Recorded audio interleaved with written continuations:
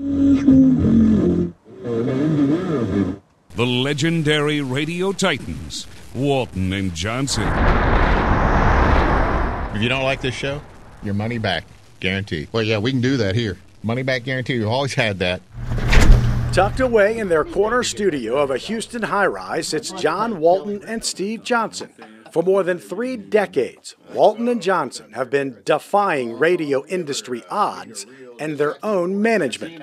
Somebody is probably going to be screaming at us pretty soon to apologize for that.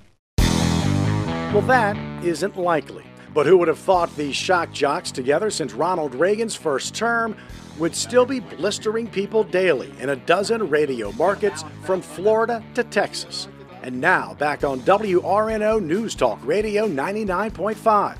I would have doubted you. I would have thought probably not, but you just never know. In '83, when we put this whole thing together, it just seemed like something, kind of a lark, something to do, give it a shot, see what happens. We got to New Orleans by accident, basically. How many great stories begin just like that?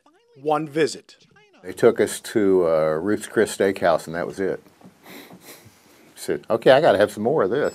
And they signed on at WQUE, Q93. But New Orleans adapts to change rather poorly, and digesting their show took time.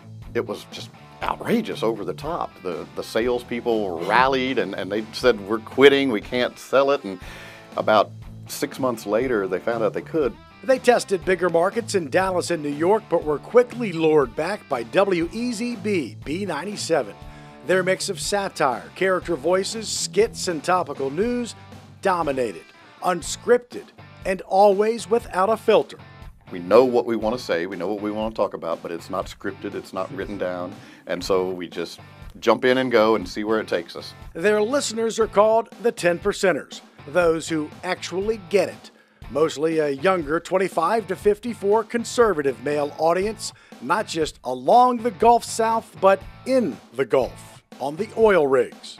That's our audience, man. I mean, these guys will they'll find our show no matter where their ship is at, no matter what rig they're on. They'll scan around and listen from anywhere to Corpus Christi over to Fort Myers.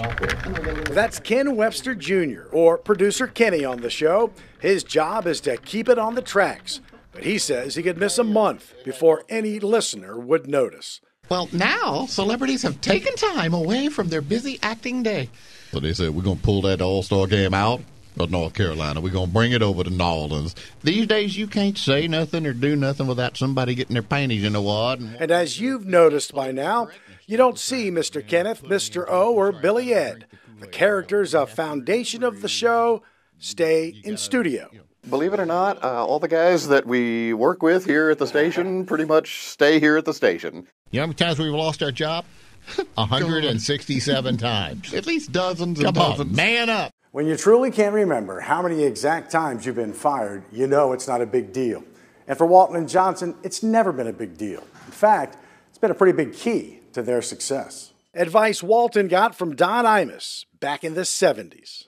He said, the minute you care about getting fired, you're worthless as a morning talent. He said, you have to not care. They are not politically correct, but the Trump supporters are more political than ever before. People are walking around in a daze because Trump bitch slapped the media yesterday, and the media doesn't know what to do. And I don't think young people really get yet when they say, why are y'all talking politics all the time? It's like, because it's your life now. Everything that happens in Washington or at the state level, it invades your personal private life way more than it used to. Both credit the show's longevity these days to the fact that now they rarely see or even talk to each other after the show. That's probably the mistake a lot of people made when they'd have relationships, because they'd go to do appearances together and hang out together and then pretty much burn out.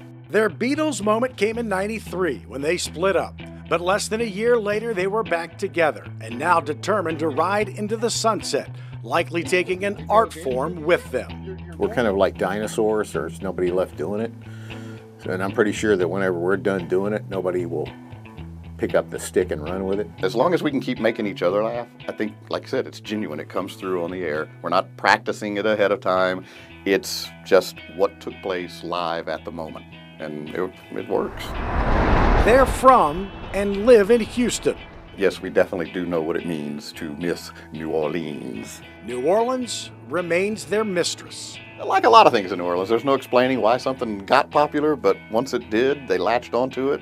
They've loved us for 34 years and counting, so we love them back. You feel like an American yet? Stay with us a little longer and you will. That's what this show does. If you didn't wake up feeling that way, you will real soon.